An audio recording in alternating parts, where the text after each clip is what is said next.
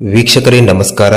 ಯಾರೆಲ್ಲ ಸಿರಿವಂತರಾಗಬೇಕು, ಶ್ರೀಮಂತರಾಗಬೇಕು, ಕೋಟ್ಯಾಧಿಪತಿ ಆಗಬೇಕು ಅಂದ್ಕೊಂಡಿದ್ದೀರಿ, ಸೊ ಈ ವಿಡಿಯೋನ ಕೊನೆ ತನಕ ನೋಡಿ. ಯಾಕಂದ್ರೆ ಈ ವಿಡಿಯೋದಲ್ಲಿ ನಿಮಗೆ ದೈವ ಶಕ್ತಿಯನ್ನು ಹೊಂದಿರುವಂತಹ, ತಾಂತ್ರಿಕ ಶಕ್ತಿಯನ್ನು ಹೊಂದಿರುವಂತಹ, ಹಿಂದಿನ ಕಾಲದಲ್ಲಿ ಋಷಿಮುನಿಗಳು ಬಳಸ್ತಿದ್ದಂತಹ, ಅಪಾರ ಶಕ್ತಿಯನ್ನು ಪಡ್ಕೊಳ್ತಿದ್ದಂತಹ ಒಂದು ಪವರ್ಫುಲ್ ಆದ ಗಿಡದ ಬೇರಿನ ಬಗ್ಗೆ ನಿಮಗೆ ತಿಳಿಸ್ಕೊಡ್ತಾ ಇದ್ದೀನಿ.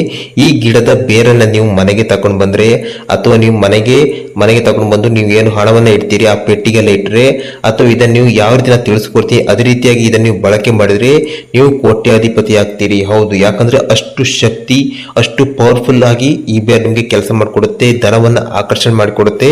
ಇದಕ್ಕೆ ಇನ್ನೊಂದು ಹೆಸರು ಲಕ್ಷ್ಮಿ ಬೇರ್ ಅಂತ ಕರೀತಾರೆ. ಲಕ್ಷ್ಮಿಯನ್ನ ಆಕರ್ಷಣೆ ಮಾಡಿಕೊಡುತ್ತೆ, ಅಂದ್ರೆ ಧನ ಸಂಪತ್ತನ್ನ ಆಕರ್ಷಣೆ ಮಾಡಿಕೊಡುತ್ತೆ. ಈ ಬೇರನ್ನ ನೀವು ಇಟ್ಕೊಂಡ್ರೆ ಸಾಕು, ನಿಮ್ಮ ಮನೆಯಲ್ಲಿ ಮತ್ತೆ ಯಾವತ್ತೂ ನಿಮಗೆ ಹಣಕಾಸಿನ ವಿಷಯದಲ್ಲಿ ಸಮಸ್ಯೆ ಬರಲ್ಲ.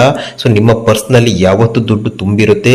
ಎಷ್ಟೇ ಸಾಲ ಮಾಡ್ಕೊಂಡಿದ್ರು ಕೂಡ, ನಿಮ್ಮ ತೀರ ಬಡತನ ನಿಮ್ಮನ್ನ ಕಾಡ್ತಿದ್ರು ಕೂಡ, ಈ ಬೇರನ್ನ ನೀವು ಮನೆಗೆ ತಕೊಂಡ್ ಬಂದ್ರೆ ಸಾಕು, ನಿಮ್ಮನ್ನ ಶ್ರೀಮಂತಿ ನಿಮ್ಮ ಹಿಂದೆನೆ ಬರುತ್ತೆ. ಹೌದು, ಲಕ್ಷ್ಮಿಯ ಸಂಪೂರ್ಣ ಅನುಗ್ರಹ ಪ್ರಾಪ್ತಿಯಾಗುತ್ತೆ, ಜೊತೆಗೆ ನೀವು ಕುಬೇರರಾಗ್ತೀರಿ. ಅಷ್ಟು ಪವರ್ಫುಲ್ ಆದ ಗಿಡದ ಬೇರಿನ ಬಗ್ಗೆ ನಿಮಗೆ ತಿಳಿಸ್ಕೊಡ್ತಿದ್ದೀನಿ. ಇದನ್ನ ಋಷಿ ಮುನಿಗಳು ಬಳಸ್ತಾ ಇದ್ರು. ಹೌದು, ಋಷಿ ಮುನಿಗಳು ಇದನ್ನ ಬಳಕೆ ಮಾಡಿಕೊಂಡು ಅಪಾರ ಶಕ್ತಿಯನ್ನ ಪಡ್ಕೊಳ್ತಾ ಇದ್ರು.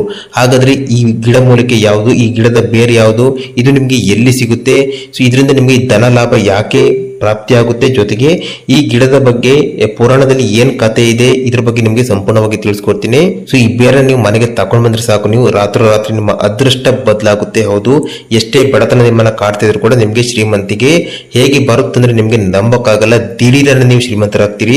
ಸೊ ನಿಮ್ಗೆ ನಂಬಿಕೆ ಬರ್ಲಿ ಬಾರದೇ ಇರಲಿ, ಒಮ್ಮೆ ಟ್ರೈ ಮಾಡಿ ನೋಡಿ, ಆಮೇಲೆ ಎಷ್ಟು ಇದು ನಿಮ್ಗೆ ಪರಿಣಾಮ ಬೀರುತ್ತೆ ನಿಮ್ಮ ಹಣಕಾಸಿನ ವಿಷಯದಲ್ಲಿ ನೀವೇ ಕಮೆಂಟ್ ಮಾಡ್ತೀರಾ. ಅಷ್ಟು ಪವರ್ಫುಲ್ ಆದ ಬೇರಿನ ಬಗ್ಗೆ, ಧನದ ಆಕರ್ಷಣೆ ಮಾಡುವಂತ ಈ ಲಕ್ಷ್ಮಿ ಬೇರಿನ ಬಗ್ಗೆ ನಿಮ್ಗೆ ತಿಳಿಸ್ಕೊಡ್ತೀನಿ.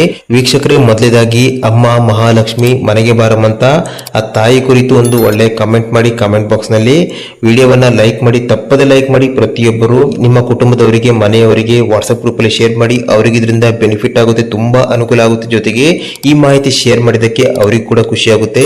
ಅದೇ ರೀತಿ ಯಾರೆಲ್ಲ ಮೊದಲ ಬಾರಿ ನೋಡ್ತಿದ್ರೆ ಈ ಕೂಡಲೇ ಸಬ್ಸ್ಕ್ರೈಬ್ ಮಾಡ್ಕೊಳ್ಳಿ.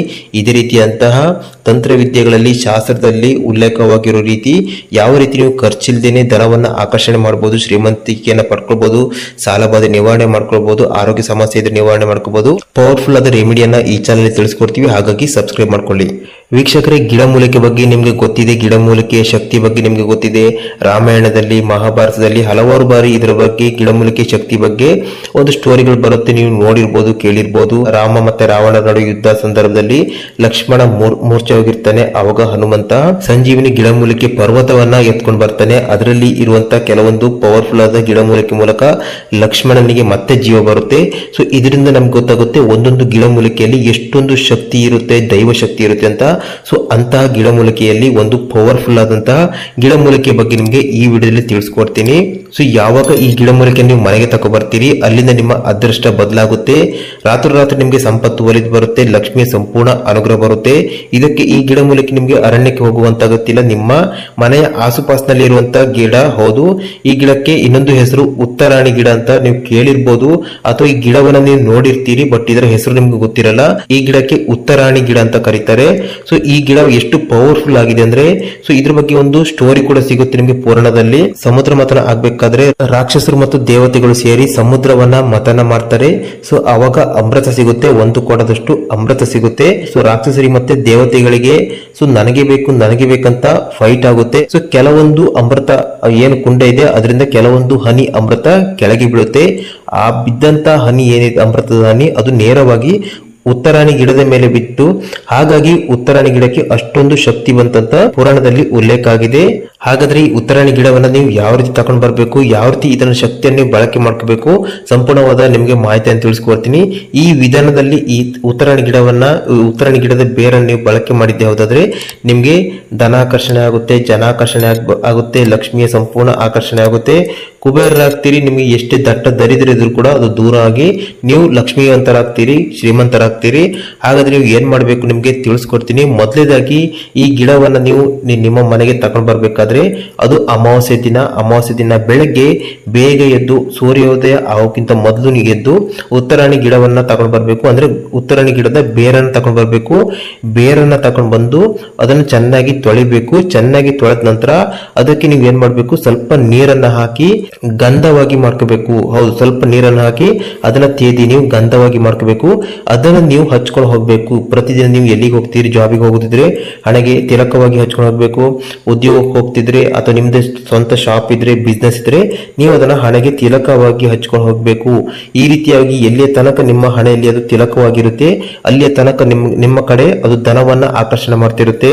ಹೌದು, ಕಸ್ಟಮರ್ ಏನಿದ್ದಾರೆ ನಿಮ್ಮ ಅಂಗಡಿಯನ್ನ ಅಥವಾ ನಿಮ್ಮ ಶಾಪ್ ಅನ್ನ ಹುಡ್ಕೊಂಡು ಬರ್ತಾರೆ. ಎಲ್ಲಾ ಕಡೆಯಿಂದ ನಿಮ್ಗೆ ಧನ ಆಕರ್ಷಣೆ ಆಗುತ್ತೆ, ಹಣದ ಆಕರ್ಷಣೆ ಆಗುತ್ತೆ, ನಿಮ್ಮ ಬಿಸ್ನೆಸ್ ಗ್ರೋ ಆಗುತ್ತೆ. ಈ ರೀತಿಯಾಗಿ ಮಾಡ್ಕೋಬಹುದು. ಈ ರೀತಿಯಾಗಿ ಅದನ್ನ ಗಂಧವನ್ನ ಮಾಡಿ ತಿಲಕವಾಗಿ ಇಡೋದ್ರಿಂದ ಸೊ ನಿಮ್ಗೆ ಲಕ್ಷ್ಮಿ ಅಟ್ರಾಕ್ಟ್ ಆಗುತ್ತೆ, ಅಂದ್ರೆ ಧನ ಆಕರ್ಷಣೆ ಆಗುತ್ತೆ. ಸೊ ನಿಮ್ಮಲ್ಲಿರುವಂತಹ ದರಿದ್ರ ದಿನಕ್ಕೆ ದೂರ ಆಗ್ತಾ ಬರುತ್ತೆ. ಇದೇ ರೀತಿಯಾಗಿ ಮನೆಯಲ್ಲಿ ಕೂಡ ನೀವು ಧನ ಸಂಪತ್ತನ್ನ ಅಟ್ರಾಕ್ಟ್ ಮಾಡ್ಕೋಬಹುದು. ಸೊ ಈ ಉತ್ತರಾಣಿ ಗಿಡದ ಬೇರನ್ನ ಚೆನ್ನಾಗಿ ತೊಳಿಬೇಕು. ಇದನ್ನ ನೀವು ಮಾಡಬೇಕಾಗಿರೋದು ನಿಮ್ಮ ಮನೆಯ ಕುಬೇರ ಮೂಲೆಯಲ್ಲಿ ಇಡಬೇಕು. ಕುಬೇರ ಮೂಲೆಯಲ್ಲಿ ಇಟ್ಟು ಪೂಜೆ ಮಾಡಬೇಕು. ಸೊ ಇದರಿಂದ ನೀವು ಕುಬೇರ ಆಗ್ತೀರಿ. ನಿಮ್ಮ ಧನ ಸಂಪತ್ತು ವೃದ್ಧಿ ಆಗುತ್ತೆ. ನಿಮ್ಮ ಮನೆಯಲ್ಲಿ ಎಲ್ಲಾ ಕಡೆಯಿಂದ, ನಾನಾ ಕಡೆಗಳಿಂದ ಸೊ ನಿಮ್ಗೆ ಅನ್ಎಕ್ಸ್ಪೆಕ್ಟೆಡ್ ಆಗಿ, ಅನಿರೀಕ್ಷಿತವಾಗಿ ನಿಮ್ಗೆ ಧನ ಆಕರ್ಷಣೆ ಪ್ರಾರಂಭ ಆಗುತ್ತೆ. ಸೊ ಕುಬೇರ ಮೂಲೆಯಲ್ಲಿ ಇಟ್ಟು ಇದನ್ನ ಪೂಜೆ ಮಾಡಬೇಕು. ಇಲ್ಲಾಂದ್ರೆ ಇನ್ನೊಂದು ರೀತಿಯಾಗಿ ಪ್ರಯೋಗ ಮಾಡಬಹುದು, ಎಲ್ಲರೂ ಕೂಡ ಮಾಡಬಹುದು. ಸೊ ಎಲ್ಲಿ ನೀವು ಹಣವನ್ನ ಇಡ್ತೀರಿ, ಹೌದು, ಏನು ನೀವು ಪೆಟ್ಟಿಗೆಯಲ್ಲಿ ಹಣವನ್ನ ಇಡ್ತೀರಿ ಮನೆಯಲ್ಲಿ, ಎಲ್ಲೇ ಇಡ್ಬೋದು, ಆ ಪೆಟ್ಟಿಗೆಯಲ್ಲಿ ಈ ಬೇರನ್ನ ಇಟ್ಟು ಅದನ್ನ ನೀವು ಪೂಜೆ ಮಾಡ್ತಾ ಬರಬೇಕು. ಈ ರೀತಿ ಮಾಡೋದ್ರಿಂದ ನಿಮ್ಮ ಮನೆಗೆ ಎಲ್ಲಾ ಕಡೆಯಿಂದ, ನೀವು ಬಿಸ್ನೆಸ್ ಮಾಡ್ತಿದ್ರೆ ಬಿಸ್ನೆಸ್ ಇಂದ ಅಥವಾ ಬೇರೆ ಏನೆಲ್ಲ ಮಾಡ್ತೀರಿ ಎಲ್ಲಾ ಕಡೆಯಿಂದ ಅನಿರೀಕ್ಷಿತವಾಗಿ ಧನ ಆಗಮನ ಆಗುತ್ತೆ. ಹೌದು, ನಿಮ್ಮ ಖರ್ಚು ವೆಚ್ಚಗಳು ಕಡಿಮೆ ಆಗ್ತಾ ಬರುತ್ತೆ.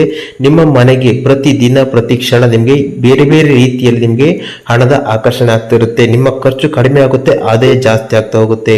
ಇದನ್ನ ನೀವು ಒಮ್ಮೆ ಮಾಡಿ, ಇದಕ್ಕೆ ಯಾವುದೇ ರೀತಿಯಲ್ಲಿ ಖರ್ಚಿಲ್ಲ. ನಿಮ್ಮ ಮನೆಯ ಆಸುಪಾಸಿನಲ್ಲಿರುವಂತಹ ಈ ಗಿಡದ ಬೇರನ್ನು ತಗೊಂಡು ಬಂದು ನಾನು ಏನ್ ತಿಳಿಸ್ಕೊಟ್ಟಿದ್ದೀನಿ ಅದೇ ರೀತಿಯಾಗಿ ಮಾಡಿ ನೋಡಿ.